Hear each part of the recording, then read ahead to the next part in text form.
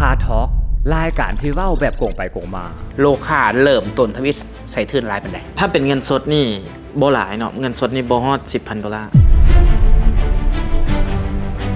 มาฮอดระยะหนึ่งก็คือสตาร์ทอัพอยู่ต่างประเทศเนาะก็ต้องไประดมทุนก็ไปได้ทุนมา หลังจากได้มาประมาณ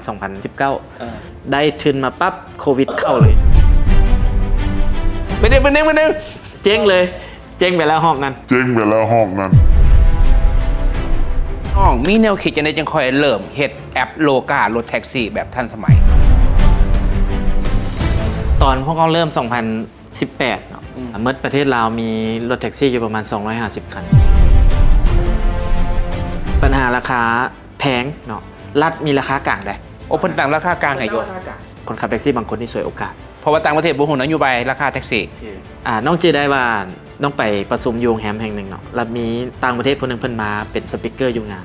3 มื้ออยู่ลาวบ่ได้ไปไส เรื่องความปลอดภัยให้แก่ผู้โดยสารเป็นเรื่องใหญ่เนาะอาจารย์เห็นบอก ซาลือกันเนี่ย ซาลือมาก่อนว่าขี่รถไปทั้งสถานีรถไฟผู้หญิงเนอะโพสต์ลงแล้วเรื่องแท็กซี่เรื่องล่วงละเมิดกัน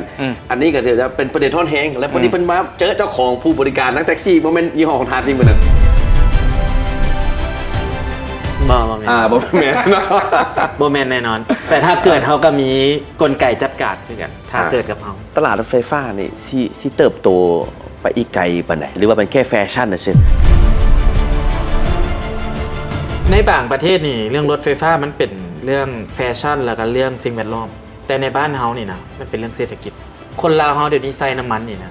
ราคาเดียวกันกับคนที่อยู่อเมริกาแต่น้ำมันเฮายูโร2ยูโร3อีกได้เปื้อนกว่าน้ำมันก็เจ้าอีก เดี๋ยวนี้เริ่มเป็นยูโร4ยูโร5แล้วนี่ นั่นล่ะคนอเมริกาได้หาเงินได้จากกี่เท่าของคนลาว